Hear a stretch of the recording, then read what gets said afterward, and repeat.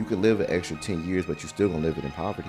And all you're going to do is continue to teach me mediocrity. Nothing changes. You're not going to do anything exceptional. They say health as well. When I first lost my 100 pounds, I went broke. I ain't gonna lie to you. I'm not the only one? Bro, listen to me. I hate that shit. Health is the true wealth. Nigga, I'd rather be fat in a Rolls Royce than motherfucking skinny in a Prius. You niggas is about a spinach smoothie away from homelessness. You know what's funny? When you look at the comments, right? I never met a successful hater. Now, it's a few. Don't get me wrong. It's a couple of them motherfuckers. They're not successful. Yeah. Okay, don't be successful. People lose because they price things wrong. They price things based off the value of the one-to-one interaction. Like if I said I want to sit down with somebody one-on-one, it's 100,000. So if I create a group style session, people be like, man, damn, everything that you give, man, that's like 50,000, bro. You should be charging 25, 30,000. And I say, you're right. So if I charge 10, I know the value is there. Now it's my job to sell it to as many people as possible. Like this is why I love this shit. Like, you know, like I love the game. I love the hustle. Yeah. I like to make money. I like to do business. What are 3 things that you would tell someone how to build credit fast right now in 2025? I got money on my mind. I'm just trying to get some dough. I ain't picking up my line unless it's money on the phone. Gotta get it on the daily. All I want is dubs. You know what I'm on. I've been chasing after paper. All I know is run money marathons. I got money on my mind. I'm just trying to get some dough. I ain't picking up my line unless it's money on the phone. Gotta get it on the daily. All I want is dubs. You know what I'm on. I've been chasing after paper. All I know is run money marathons. Welcome to another episode of the Digital Billionaires Club Podcast, where we have real conversations with real people in real time. And you know I'm with the queen. Daydreams, the trends coach. And we got a very, very special guest. One of the GOATs of the industry. One of the biggest coaches to ever come out of the land. Him500. Give it up, man. Give it up. Listen, man. I appreciate y'all having me. So look, man, before we even get into, you know, the questions, because we're like the information extractors, right? We like to get, you know, high, 6, 7, 8 figure earners here. We like to extract information to get back to the people. Because you know where we come from? They like to gatekeep. So we like to open the gate up a little bit. You know what I'm saying? Yep. But we want to give flowers because if we had a Mount Rushmore for entrepreneurs, right, where we come from, you, Neo, and a couple others are on that for us. You know what I'm saying? So we want to, you know, appreciate and give flowers while y'all still here. I don't believe in giving flowers when they dead. You feel what I'm saying? So I appreciate it. We got some gifts for you real quick, you know, from our company. Oh, you know what I'm saying? So this is from us, man. You feel me? Listen. Personalized for you. You can open that up real quick. You know what I mean? Oh, man. Hold on. What we doing here? Yo, listen, man. I've been on a few podcasts. Ain't nobody gave me nothing today, man. We got to give our flowers, man. Yo, listen. Come on. Got you, bro. Sure. We put this in real time, bro. Nah, listen. Boom. Digital brands. Come on, man. It's the first the backpack. Yo, with the viral. Yo, he ain't cool. Billionaires. He did some triggering shit. He put my video on there talking about gatekeeping. And he said gatekeeping. He knew that was a trigger word. All right, I fuck with it. The QR code is legendary. Yeah, bro. And you know, we got you a black card, official black card from the company. You know what I'm saying? So, you know, it have all your information on there so you can scan it for people, and you know, it's an NFC business card. Get you right, man. Okay. And so now people just scan this. You tap their phone. Right to your joint. Yep. Nah, that's love. Tap that's and love. go. You know what's so fucked up is that I be wanting these things. I be like, yo, man, where I get the shit? And then I be wanting them, and then I be looking at like ordering, and I be like, man, I ain't programming this shit. It's gonna take me too long. Or I don't order it, or they don't have the Apple Pay checkout where you just and it just come to you. Nah, definitely. Yeah, this is hard. I'm gonna put this in here with my in my wallet, my jet card. You gonna see me fucking around with it. Nah, I appreciate you. Nah, that's love, man. I really appreciate it, man. Absolutely, I appreciate it. we appreciate and it. And programmed it though. That's dope.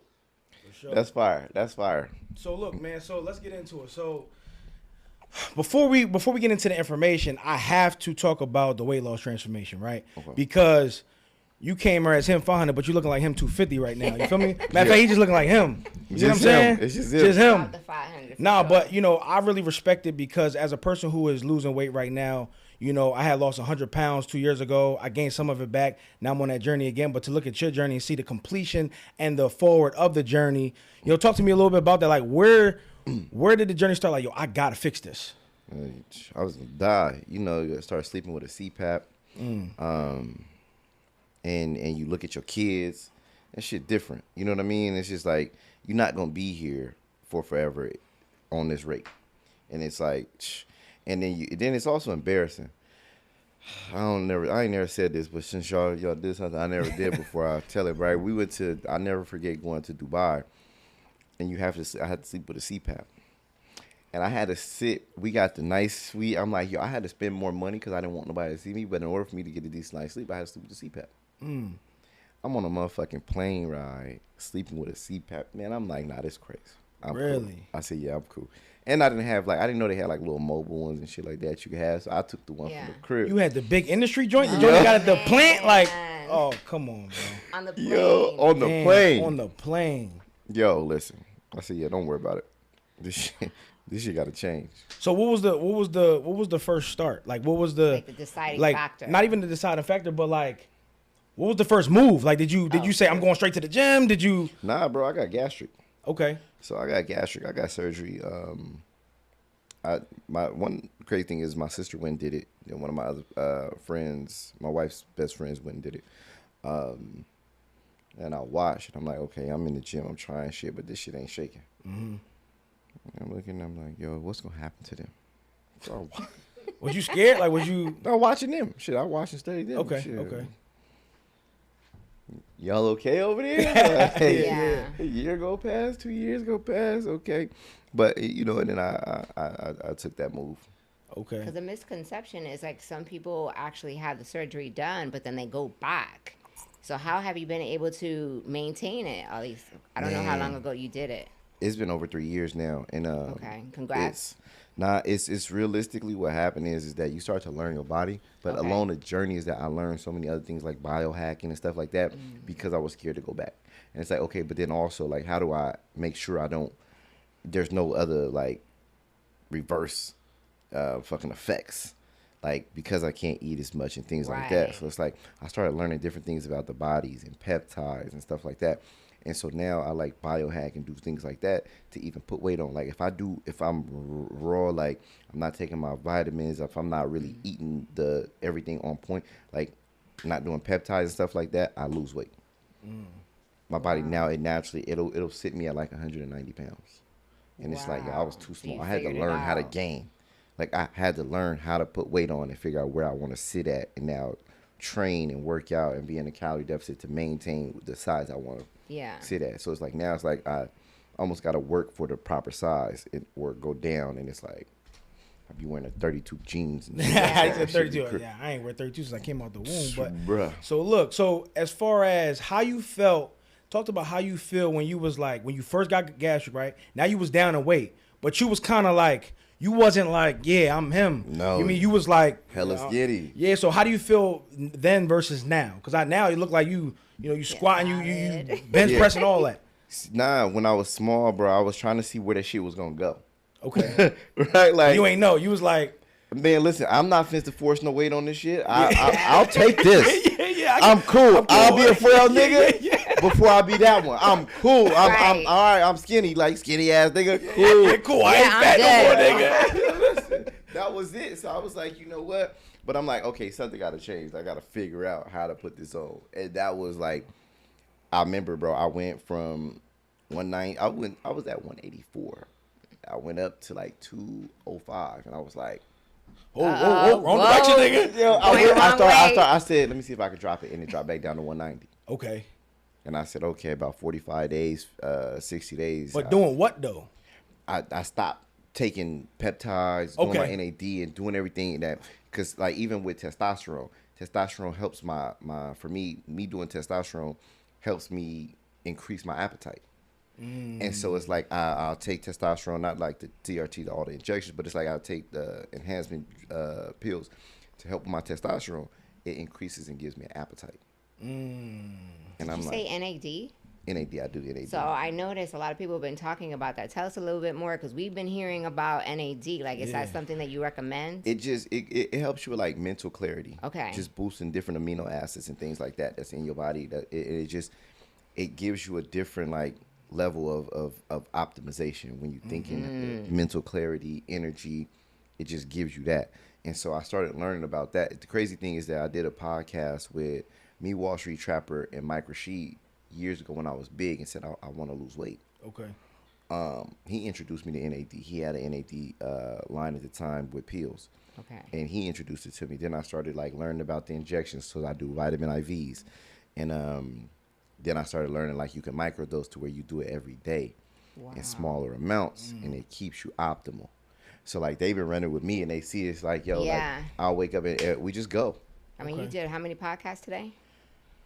What's you this? just going. This 6. This is 6. And I sat down and had a meeting with somebody and had a conversation and talk business. Incredible. So it's just being able to run, and now we got to go to dinner, and my guys and everybody just landed. So now we're going to do dinner. So they say, they say health is wealth, right? So when I first lost my 100 pounds, I went broke. I ain't gonna lie to you. I went fucked up. Yeah, you know what I mean, okay, I'm not the only one. Bro, listen to me, bro. I hate that shit. Health is the true wealth, nigga. I'd rather be fat in a Rolls Royce than motherfucking skinny in a Prius. My nigga, you got it. You can hold that. I don't want it.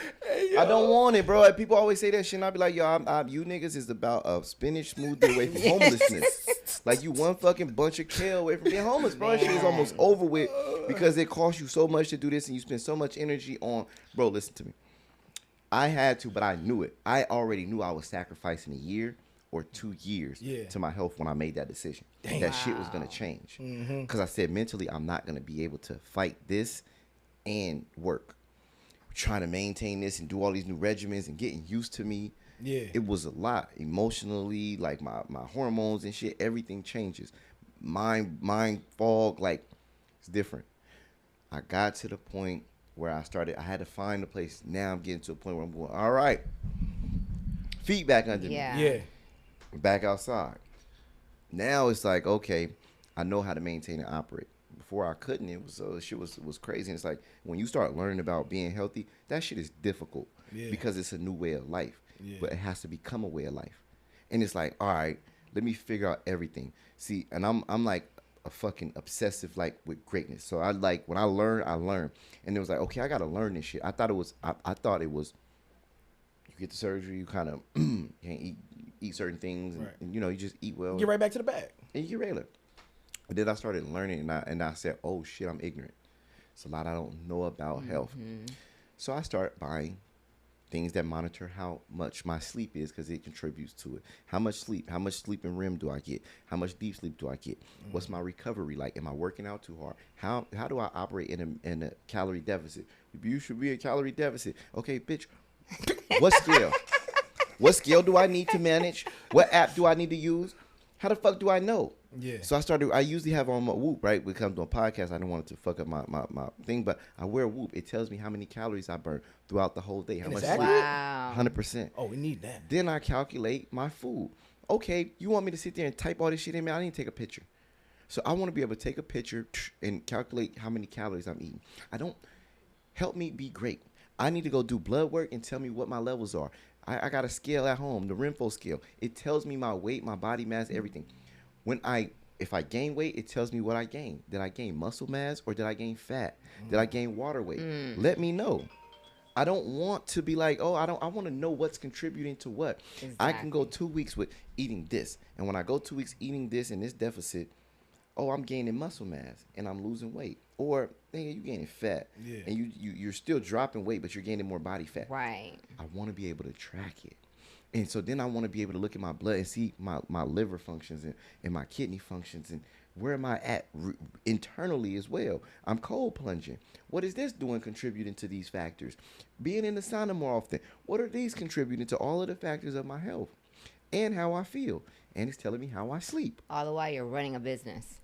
So I got to maintain that is a fucking business. All the while while running a business. That's why I said a lot of work. I'm going to have to do this and be like, you know what? I know I'm not going to be great at this right now.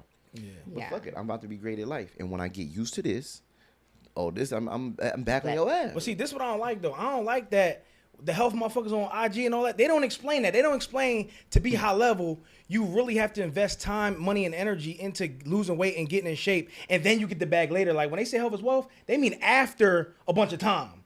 You get what I'm saying? You just don't get to the bag right away. No, listen.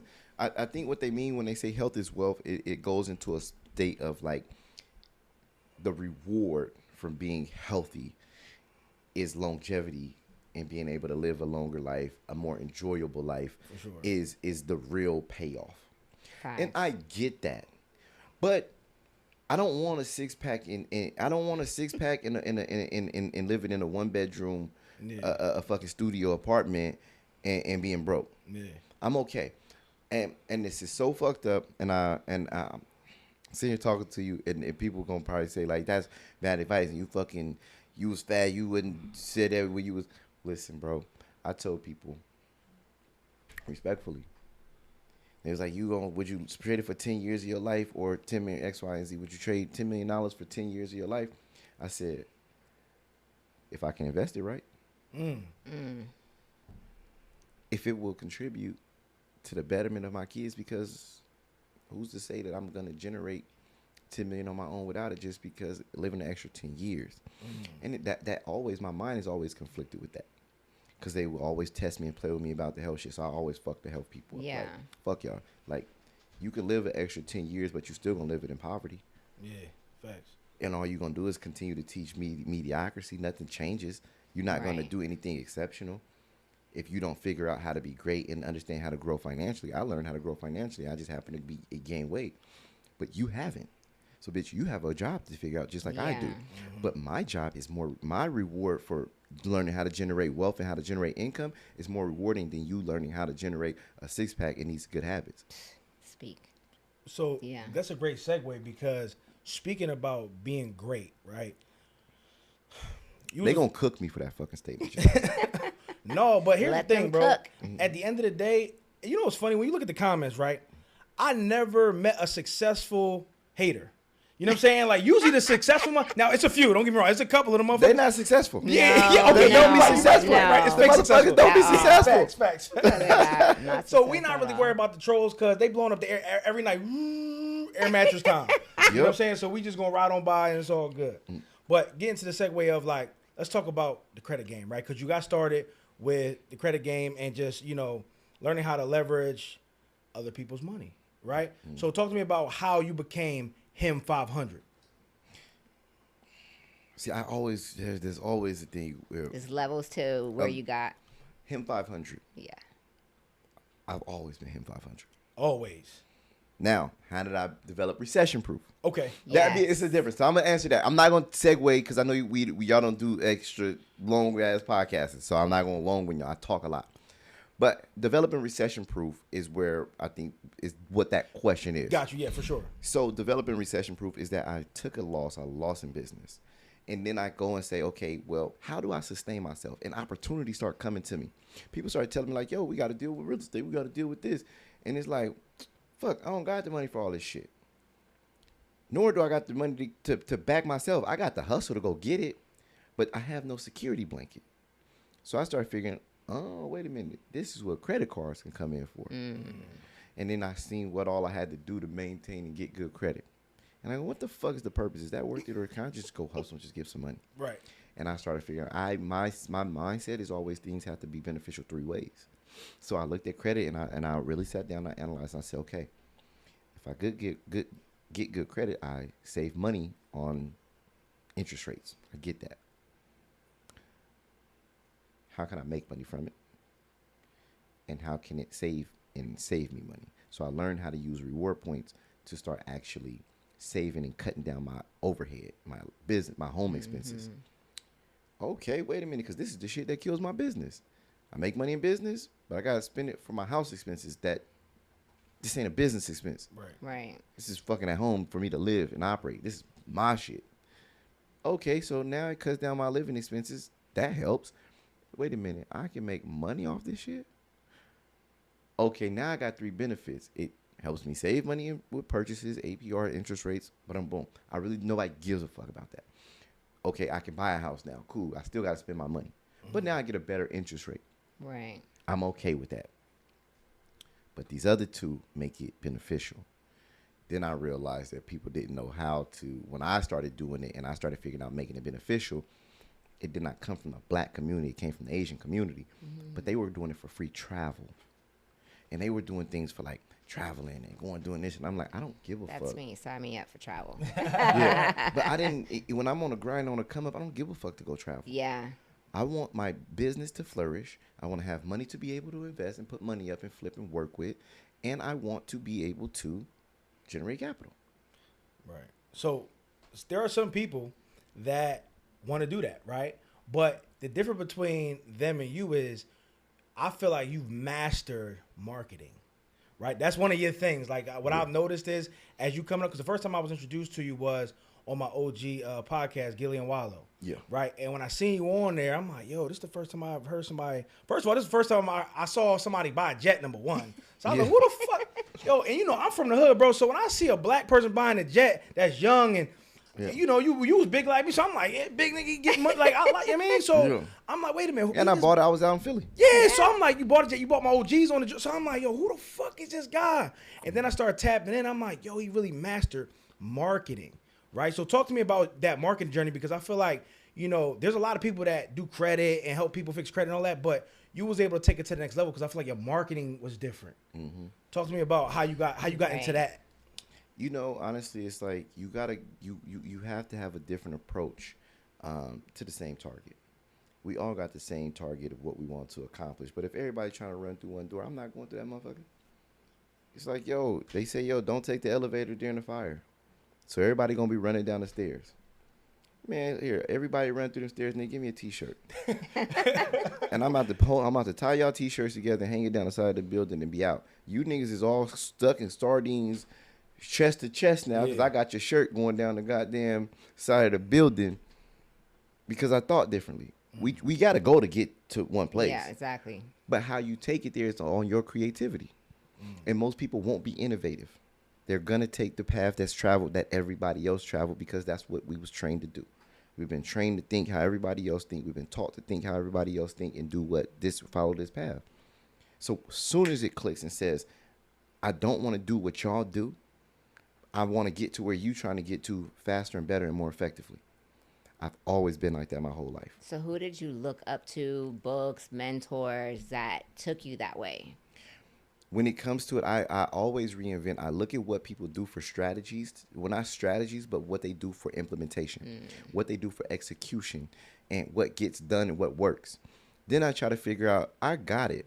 If you put baking soda with vinegar, this shit explodes. You put it in a bottle, it blows up. Cool.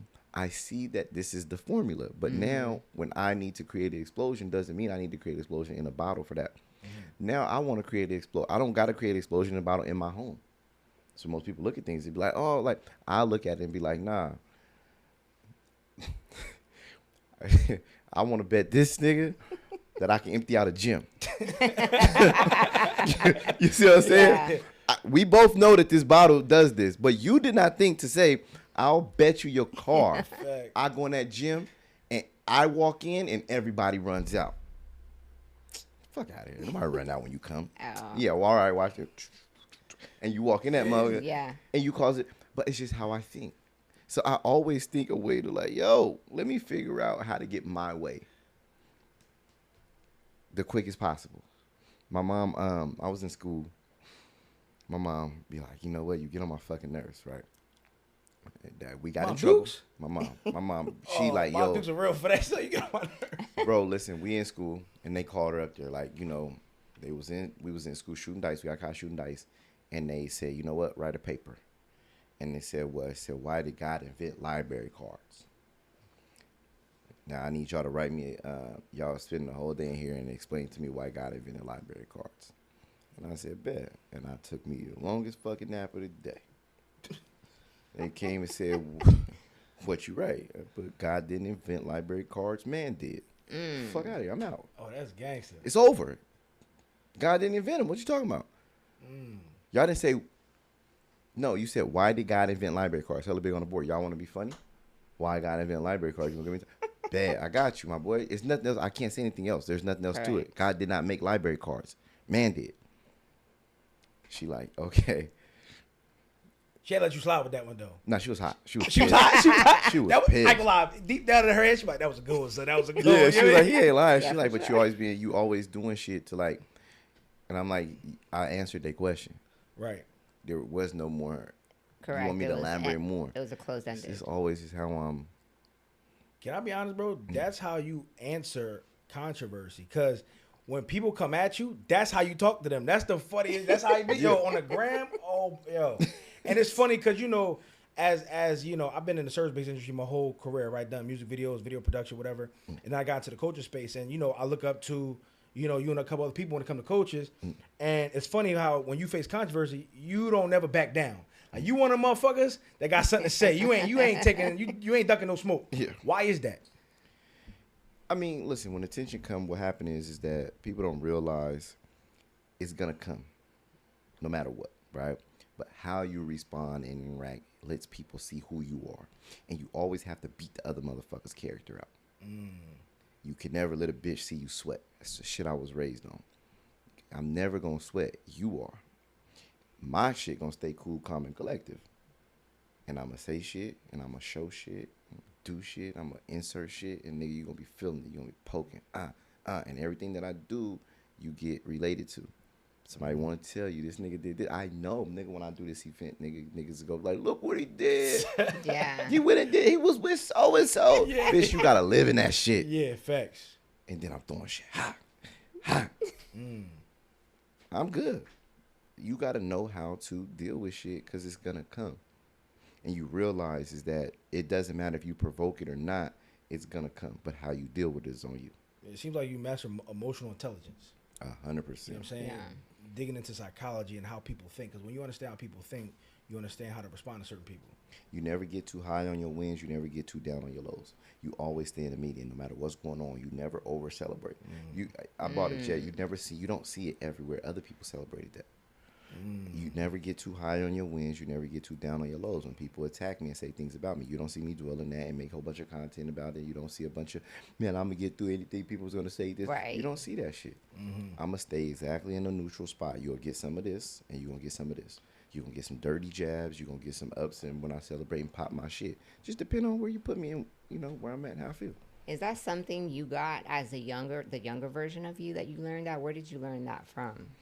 I don't even know where to, it's just keeping it in a median. Yeah. Because I always want to be who I am, but I don't ever want to just overly celebrate. And then it's like, but it's something in my personality that's just like, I don't go over the top with like celebration and things like that, but I never get too far down either when things ain't good. So I always find a equal median. It's just how I operate. And then I learned along the way that that's a good thing.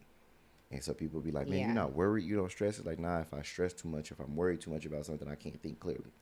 If I'm too ecstatic and too happy, I can't think clearly. Shit I won't see. Exactly. You too busy living on the high road. You ain't even paying attention to what's really going on. Yeah. And so I just keep a place where I'm always in control, where I can judge what's coming. I don't know if I need to dip down. I need to know if I need to pick it up some. But I need to stay in a place where I can see what's coming. Yeah, because at the end of the day, like, you know, I played football, and it was like, my coach like, yo, act like you've been here before. You know what I'm saying? Don't get all hype and you got the sack and all. Yo, act like you've been here before, bro. Get another one. Yep. You know what I'm saying? So that I definitely familiarize myself with that. So let's get into like, okay, so now you're a coach now. Now you got mentees, you got, you know, programs, stuff like that. How does one become a successful coach? Give people what you didn't have. Look for the experiences and look for the things that you did not have and give it to them. Also, a lot of times people lose because they price things wrong. They price things based off the value of the one-to-one interaction. Like if I said I want to sit down with somebody one-on-one, it's $100,000. Cool. So I know that. So if I create a group style session, people be like, man, damn, everything that you give, man, that's like $50,000, bro. You should be charging $25,000, $30,000. And I say, you're right. So if I charge 10, I know the value is there. So now price doesn't matter. Now it's my job to sell it to as many people as possible. So I've created something that is overly valuable and that I overly deliver on successfully to where you can get everything that you need and you walk away with a bargain. I know that. But now it's my job to be able to give it to more people than anybody else. Now I have to go find more clients and learn how to sell to them and create a system to get it to them. Most people be like, well, should just up the price. And that sounds good until people go, I don't want that shit. Yeah. Or that's too much. Or it wasn't worth it. And now you deal with a thing like, yo, that wasn't worth it. You thought it was worth it if it was 1-to-1. But when you do coaching and sometimes like that, people overprice. They don't know how to price. It's crazy. It's crazy that you say that because, like, you know, I'm one of the ones that keep it 100. So I ain't gonna lie to you, man. Like, if you was one of them ones, bro, that was like one of the ones that people go into their course and all that, and they feel like they ain't get it, I'd be like, bro, I ain't gonna lie. There's a lot of motherfuckers that ain't fuck with your shit. Yeah. Like, straight up, I'm 6'5", 400 that. pounds. I ain't scared of nobody, bro. Yeah. So I do commend that because I ain't gonna lie. I was just at the Inspire event, right, with Gary Vee and them, and I'm like, Today. and then I saw a couple people with the recession proof shit on, right? And all of them speak highly about your program. And they're like, dog, I'm telling you, bro, you get this, you get that. Leveled up, I got credit, I built this, I was able to buy properties, and I was like, wow. But it's funny because we have a bunch of people on our podcast, right, that make a lot of money, but the coaches that they hire for 25, 50 grand and all that, they like, P, I ain't gonna lie, the only thing I learned was you could charge a lot of money. Yeah. I said, what?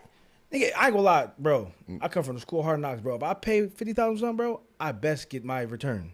But that's the thing that we talk about is that people will charge but don't look at the fulfillment of like what the person actually gets. So for my mastermind, for people to join my mastermind, it's $10K for the year. You can come meet with me once a year in person. You meet with me virtually. I do strategy sessions with you. I'm following you. I'm tuned into your brand. I'm sitting there with you. I'm not giving you a course. I'm helping you with strategies and I'm giving you my plugs. And you're getting on the calls with them. I get on the calls. It's me. On a Saturday, I'm showing the fuck That's up. invaluable. Yeah. Because now you get access to me. And I go, they're like, yo, you can charge more for that. I know. But I keep it at 10. It separates the boys from the men. Mm-hmm. But it also gives them, you got more than what you pay for. I don't give a fuck if you had to sit there and listen to me coach him. And I sit there and be like, yo, here's the plugs, here's the connect. Like when it come to podcasts and me jumping on shows, I bring Brendan in. They're like, yo, like, nah, this is not, I'm not telling you, okay, fuck it. Y'all want to see how to use it? Yeah. I'll show you how to use the connections and the plugs I'm fucking giving you. Now everybody looking like, I'm telling y'all the resources. I'm not just giving you the game on what, here goes the resources. Fuck, you don't want to run your fucking Facebook ads. Here's somebody do it. You don't want to go do that. Here goes somebody build out your go high level. $1,000. They build your whole system out. And they going to do it on behalf for $1,000 because it's me. Because I'm going to bring them 50 people. 30 people. Mm-hmm. So now you get a good price. Go by yourself, it's $3,500. Is that worth the money? If you got some shit going on and you trying to do it, that's why it's $10,000. Separated the boys from the men. You gotta have something going on to come fuck with me. Game changer. Delivering something that's valuable, that's relevant to now. So is that how you built your? Is it your inner circle? You have like a CEO circle CEOs. Circle of CEOs is my group of friends. Okay. That's my. But they're all moving and shaking though. They own man. They got nothing to do with me. One of them do trucking. One of them in fitness. One of them in event spaces and coaching with challenges, and the other one is in multi-level marketing, and he does with Forex.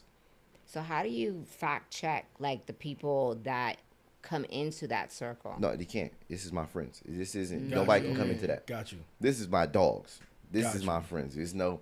We built a friendship. Okay. I couldn't give a fuck unless they was just like a piece of shit. Yeah. Didn't take care of their kids. It'd be different. These my friends. I don't give a fuck what you do in your business. I don't care if you stop working. I got you. Say no more. Say no more. So what's next for you, bro? Because I mean, you've accomplished a lot, right? So what's gonna wake you up for the next 10 years? The same shit woke me up for the last 10. My family, my kids. You know what I mean? Like the things I've been able to accomplish keep me going. It's like this is what I love this shit.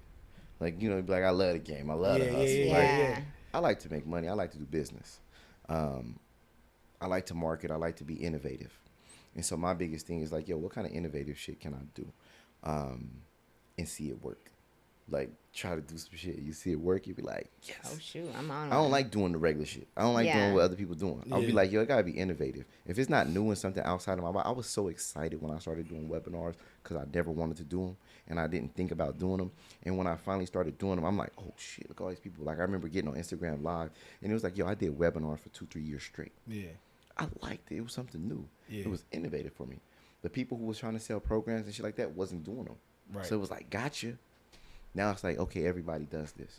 How do you change it and make it innovative? What do you integrate into this space now to make it new and innovative? doing conferences. When I came and did conferences, I put podcasts on stage, live podcasts, and do dope things, have musical performances and shit, rent out a club. Like, I started that. I innovated that. Got it, did it. The culture got it now. I heard you didn't charge the people, and somehow you were able to come up with the money for your conferences, right? It was free. And they paid to be there. That's the value. It's only for members, though. And that's our money working. Okay. Gotcha. Okay. So it's not, I didn't pay for it. They paid for it. The money that they pay comes into the business. When you guys all join, well, I want to see my fucking money work. You gonna show up? What do I get in this experience? Right. Like, and so that was the key part for me. It was like, yo, the money works. You can see your money working. It's not, oh, I paid him. He went bought a Lambo, And then sell that's me this, it. and we never talked to him. Bitch, you didn't even sure. pay for customer support. Nigga, you didn't get customer support. God damn, you get an AI. You get an AI to answer my questions. Yeah. I want to email somebody. I got a question. I can't get back in. You don't got nobody on the back end. You just collecting all the money and being like, well, I emailed it to you. Nigga, you only did outbound That's emails. crazy. You can't get an inbound email team, bro. Yeah. That'd be the issue. Like, that's why people be out here mad and they be like, yo, Facts. y'all lack morale and integrity on how to teach and how to create these programs. Y'all seeing forward face and I can make money in coaching, but you're not learning how to set up a proper coaching program. And it's not malicious. Your dumbass just didn't think and you being a copycat. You just following the trend of what somebody else doing. You may know what you're talking about, but you ain't smart enough to actually invest to get the information or the infrastructure or watch the infrastructure. Yeah. It's a simple question.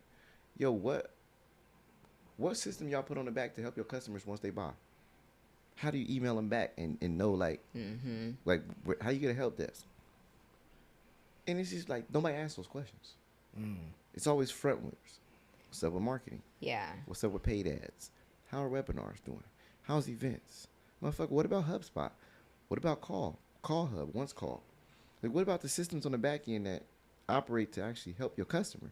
You don't give a fuck about that? Like, you niggas never ask that shit. And I be like, so you're a coach, but you've never asked about the support. You never asked how to hire staff. You never imagine somebody being a basketball coach that don't care about stretching, that don't care about nutrition, that don't care about mental health, that does not care, not have a doctor on staff. You can play on my basketball team. You got any system? No, nigga, just show up and play. Yeah, you gonna lose. You don't got practice. Yep. Y'all don't got a workout facility. You got a so I can't work out. You don't got a gym now. You gotta get your own gym. Yeah. So it's 2025, and there's someone watching this podcast right now. What are 3 things, or 3 or more, that you would tell someone how to build credit fast right now in 2025? In 2025, Yeah. To build credit fast, one, you're gonna need a software, some kind of AI software or something like that to help you clean and remove negative items. So that way you ain't got to go and learn everything and learn all these different laws and stuff like that. There's softwares that you can utilize.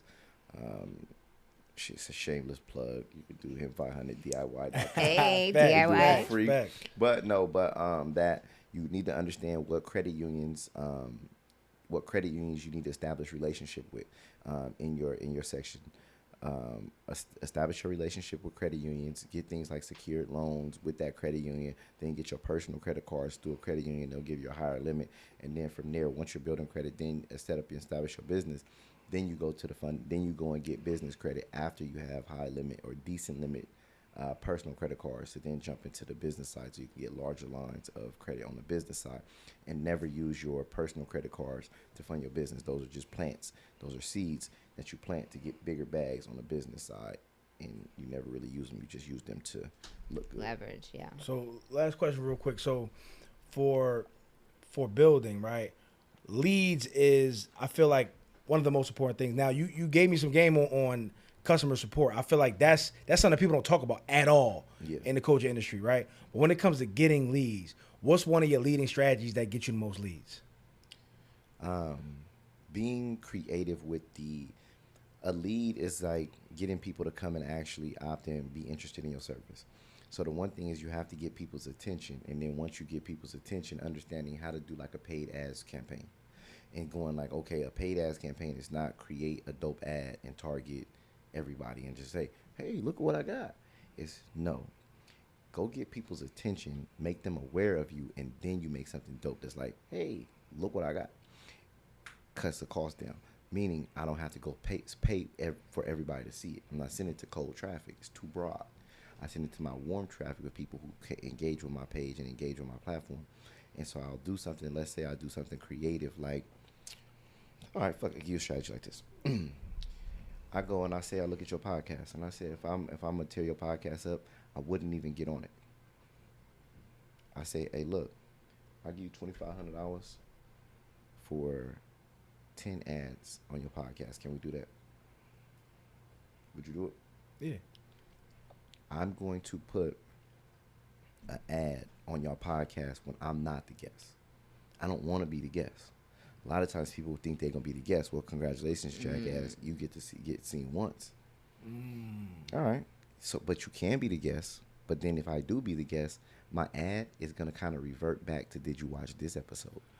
Right. If I'm being a guest, right, and I'm selling on your episode and I'm giving hella game, and that's gonna make people convert and like join or purchase something. But if not, I'm putting an ad on there on your podcast, and then I'm going and I'm creating a small ad budget that's going to target your audience. I put ads on there. I'm going to target your audience. Now I'm just targeting your audience. Well, how do you target? Well, now guess what? Off of your ad, I'm telling people, I'm sending people, giving them something for free. I'm not gonna say, oh yeah, I want to sell you something, or on the ad. Hey, listen, you in the Digital Billionaires Club, but you've yet to get rid of that one collection or that repossession or that eviction that's sitting on your credit. I got a 7-step method that will get rid of it in 30 to 60 days. And I also have a system that will do it for you for absolutely free. If you really want to be a digital billionaire, just visit this link. Go to digitalbillionairecredit.com. I'm going to buy a domain off of y'all shit, create it, mix it, boop. Oh, yeah. Go to Wow. digitalbillionaire.com. That's the game. Right, digitalbillionairecredit.com, and get the tool for free for actually being a loyal supporter of the Digital Billionaire Club. When you get to that fucking website, you can't see shit without giving me your name, phone number, email address. So now I got you on email, I got you on text, and now I'm also targeting you. Hey, I seen you downloaded the 7-step guide. Either now I walk into that's my lead, right? Right. But now imagine doing that through 10 different podcasts. People be looking like, I want to go on Shade Room. Bitch, that shit expensive. Yeah.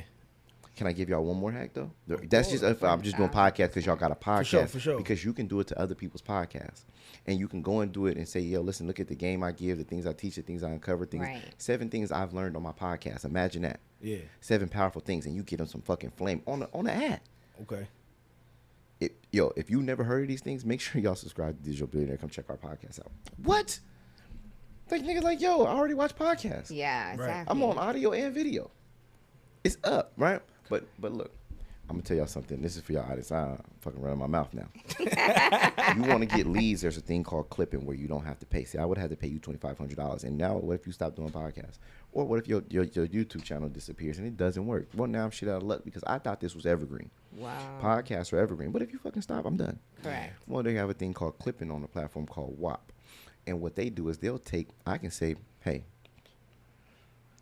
fuck it, I'm here. On this episode, I'm saying certain shit on purpose. I'm going to take those clips. It's not to go, hey, go watch this podcast. It's no. Look at Him500 talking to all these different people and look at the shit he says.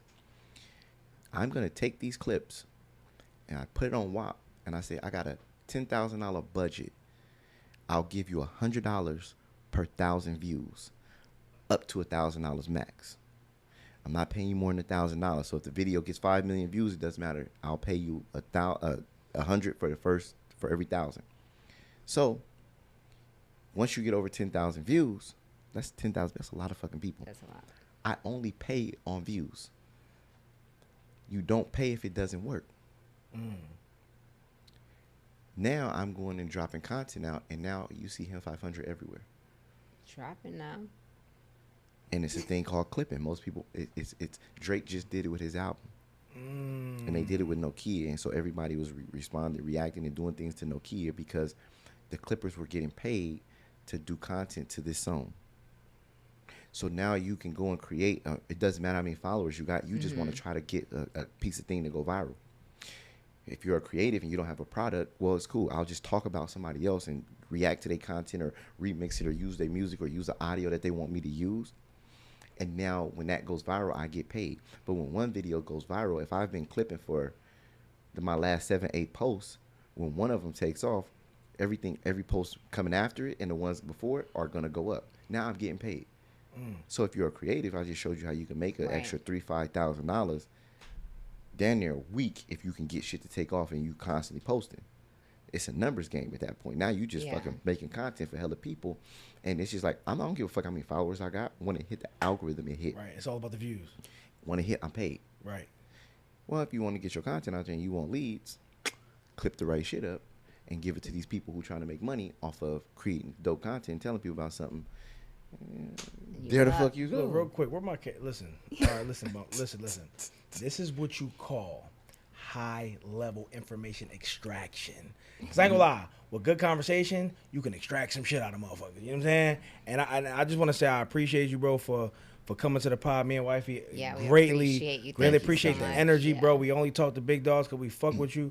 You know what I'm saying? You're a family man. You take care of your family. You're a black man. You get into it, bro. You know what I'm saying? So all power to you.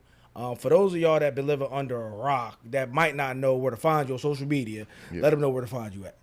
Yo, find me on all social media platforms at Him500. Him500 on all social media platforms. Yeah, so we gonna end it. We just gonna call him him. Yeah, straight up. You know what I mean? You already know it's your boy from Philly, Peter Parker, CEO Digital Billionaires, and it's your girl Daydreams, the backbone of Queen, and we out.